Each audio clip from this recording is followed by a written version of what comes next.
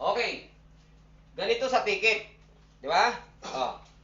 Ngayon, may kanya-kanya itong trabaho na bawat daliri sa paghahawak sa ticket. Di ba? Oh, ngayon, itong dalawa, di ba? Dalawa, harang para hindi lumayo ito. Di ba? Harang para hindi lumayo. Ngayon, ito namang nasa gitna, harang para hindi umakyat ang ticket. Para nasa kaligitnaan lang siya. Ito naman isa, harang sa natatapos na. Di ba? Para hindi pumalo ulit doon sa pinapancher mo. Ito naman yung lalaki, siya ang tutulak para makuha ng kanan ang ticket. Ganito ang itsura niyan. Okay, ganito ang itsura. Tulak, pitik, tulak, pitik. Harang. Okay, harang.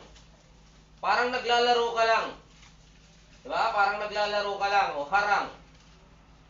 Okay, maliwanag? Maliwanag ba sa inyo lahat? Okay.